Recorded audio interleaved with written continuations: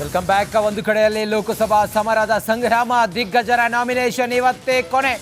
ಮಂಡ್ಯದಲ್ಲಿ ದೋಸ್ತಿ ಅಭ್ಯರ್ಥಿಯಾಗಿ HD ಕುಮಾರಸ್ವಾಮಿ ನಾಮಪತ್ರವನ್ನ ಸಲ್ಲಿಸೋದಕ್ಕೆ ಜಿಲ್ಲಾಧಿಕಾರಿಗಳ ಕಚೇರಿಗೆ ಬಂದಿದ್ದಾರೆ. ದಳಪತಿ HD ಕುಮಾರಸ್ವಾಮಿ ನಾಮಪತ್ರ ಸಲ್ಲಿಸೋದಕ್ಕೆ ಇವತ್ತು ಕೊನೆ ದಿನ. ಆದ್ರಿಂದಾಗಿ ಕುಮಾರಸ್ವಾಮಿ ಅವರಿದ್ದಾರೆ ನೋಡಿ, ನಿಖಿಲ್ ಕುಮಾರಸ್ವಾಮಿ ಕೂಡ ಅವ್ರ ಜೊತೆಯಲ್ಲಿದ್ದಾರೆ, JDS ನ ಮುಖಂಡರಿದ್ದಾರೆ, BJPಯ ನಾಯಕರುಗಳಿದ್ದಾರೆ.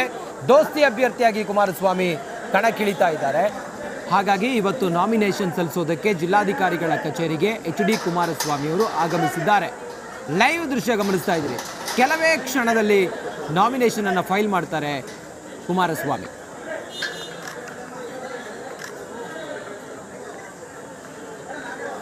ಬಿಜೆಪಿ ಮತ್ತು JDSನ ಮೈತ್ರಿ ಹೊಂದಾಣಿಕೆ NDA ಅಭ್ಯರ್ಥಿಯಾಗಿ ನಾಮಪತ್ರವನ್ನು ಸಲ್ಲಿಸ್ತಾ ಇದ್ದೇನೆ.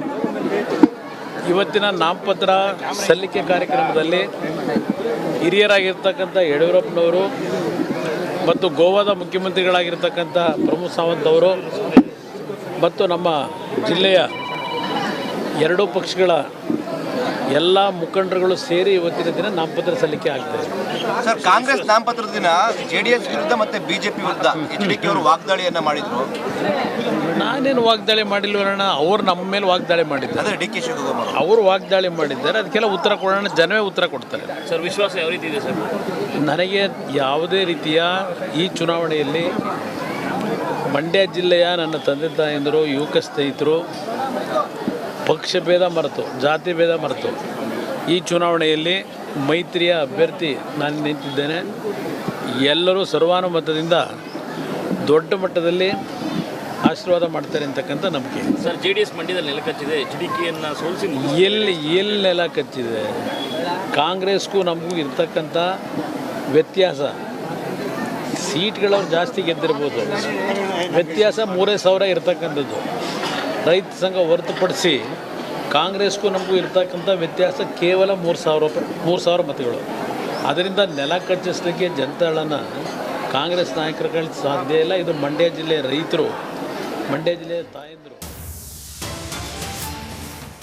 ಮಂಡ್ಯದಲ್ಲಿ ದೋಸ್ತಿ ಅಭ್ಯರ್ಥಿ HD ಕುಮಾರಸ್ವಾಮಿ ಶಕ್ತಿ ಪ್ರದರ್ಶನ. ನಾಮಪತ್ರವನ್ನು ಸಲ್ಲಿಸ್ತಾರೆ ಕೆಲವೇ ಕ್ಷಣದಲ್ಲಿ. ಕುಮಾರಸ್ವಾಮಿಗೆ ಸಾಥ್ ನೀಡಲು ದಿಗ್ಗಜರು ಆಗಮಿಸ್ತಾ ಇದ್ದಾರೆ. ಯಾರ್ಯಾರು? ಮೈತ್ರಿ ನಾಯಕರು ಆಗಮಿಸ್ತಾ ಇದ್ದಾರೆ. ಮಂಡ್ಯಕ್ಕೆ HDK ಬಂದಿರೋದು ಆನೆ ಬಲ ಬಂದಂತಾಗಿದೆ, ದೊಡ್ಡ ಶಕ್ತಿ ಬಂದಂತಾಗಿದೆ. HDK ಮಂಡ್ಯಕ್ಕೆ ಬಂದಿರೋದು. ಸುಮಲತಾ BJPಗೆ ಸೇರ್ಪಡೆ ಸಂತೋಷ ಆಗಿದೆ ಅಂತೇಳಿ ಹೇಳಿದ್ದಾರೆ ನಾಯಕರುಗಳು.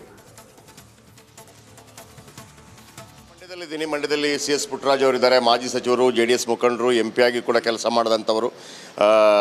ಯಾಕೆಂದರೆ ಕುಮಾರಸ್ವಾಮಿ ಅವರು ಕ್ಯಾಂಡಿಡೇಟ್ ಆಗ್ತಾರೆ ಅಂಥೇಳಿ ಮೊಟ್ಟ ಮೊದಲ ಬಾರಿಗೆ ಮಾಧ್ಯಮಕ್ಕೆ ತಿಳಿಸಿದ್ದೆ CS ಪುಟ್ಟರಾಜು ಅವರು. ಅದಕ್ಕಿಂತ ಮೊದಲು ಅವರ ಹೆಸರು ಭಾಳ ಕೇಳಿ ಬರ್ತಾ ಇತ್ತು. ನಿನ್ನೆ ಸುಮಲತಾ ಅವರು ಕೂಡ ಬೆಂಬಲ ಘೋಷಣೆ ಆದ ನಂತರ ಇಡೀ ಚಿತ್ರಣವೇ ಬದಲಾಗ್ತಾ ಇದೆ. ಸರ್, ನಿನ್ನೆಯ ಘೋಷಣೆ ಅಂದರೆ ಸುಮಲತಾ ಅವರ ಘೋಷಣೆ ಆದ ನಂತರ ಮತ್ತು ಅದಕ್ಕಿಂತ ಮೊದಲಿದ್ದದ್ದು ಏನು ವ್ಯತ್ಯಾಸ ಕಂಡು ಬರ್ತಾ ಇದೆ ನಿನ್ನೆಯಿಂದ? ಈಗ ಬಹುತೇಕ ಎಲ್ರಿಗೂ ಸುಮಲತಾ ಮೇಡಮ್ ಅವ್ರ ಬಗ್ಗೆನೇ ಏನೋ ಒಂದು ಕುತೂಹಲ ಆಯಿತು. ಆದರೆ ಅವರು ಭಾಳ ಒಳ್ಳೆಯ ತೀರ್ಮಾನವನ್ನು NDA ಅಭ್ಯರ್ಥಿಗಳನ್ನು ಬೆಂಬಲಿಸುವಂಥದ್ದು, ವಿಶೇಷವಾಗಿ BJPಗೆ ಸೇರ್ತಾ ಇರ್ತಕ್ಕಂಥದ್ದು ಒಂದು ರೀತಿ ಅವರ ಅಭಿಮಾನಿಗಳಲ್ಲೂ ಖುಷಿ ತಂದಿದೆ. ಒಂದು ಹೊಸ ರೀತಿಯಲ್ಲಿ ಈ ಚುನಾವಣೆಗೆ ಒಂದು ಚಾಲನೆ ಸಿಕ್ಕಿದೆ. ಕುಮಾರಸ್ವಾಮಿ ಅವರು ಕ್ಯಾಂಡಿಡೇಟ್ ಆಗ್ತಾ ಇದ್ದಾರೆ, ಚನ್ನಪಟ್ಟಣದ ಇಲ್ಲಿಗೆ ಬಂದಿದ್ದಾರೆ.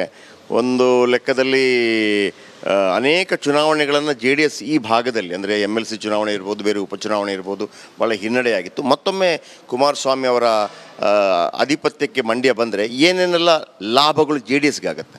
100ಕ್ಕೆ 100 ಭಾಗ ಯಾವತ್ತೂ ಮಂಡ್ಯ ಜಿಲ್ಲೆಯಲ್ಲಿ JDS ಪಕ್ಷ ಬಲಿಷ್ಠವಾಗಿದೆ. ಕುಮಾರಣ್ಣವರು ಬರೋದ್ರಿಂದ ಇವತ್ತು ಬಹುದಿನಗಳಿಂದ ದೇವೇಗೌಡಜಿಯವರು ಕಾವೇರಿ ಇಶ್ಯೂನ ನ್ಯಾಯ ಕೊಡಿಸಲಿಕ್ಕೆ ಏನು ಹೋರಾಟ ಮಾಡ್ತಾ ಇದ್ದಾರೆ. ಅದಕ್ಕೆ ಒಂದು ದೊಡ್ಡ ಆನೆಬಲ ಬಂದಂಗೆ ಆಗುತ್ತೆ. ಇವತ್ತು ಇದು ನೇರವಾಗಿ ನರೇಂದ್ರ ಮೋದಿಜಿಯವ್ರನ್ನ, ಶಾಜಿಯವ್ರನ್ನ, BJPಯ ಹಿರಿಯ ನಾಯಕರುಗಳನ್ನು ಭೇಟಿ ಮಾಡಿ, ವಿಶೇಷವಾಗಿ ನಮ್ಮ ಗೋವಾ ಮುಖ್ಯಮಂತ್ರಿಗಳು ಕುಮಾರಣ್ಣವರ ಜೊತೆಯಲ್ಲಿ ಕೆಲಸ ಮಾಡಲಿಕ್ಕೆ ಸದಾ ಸ್ಪಂದಿಸ್ತಾ ಇದ್ದಾರೆ.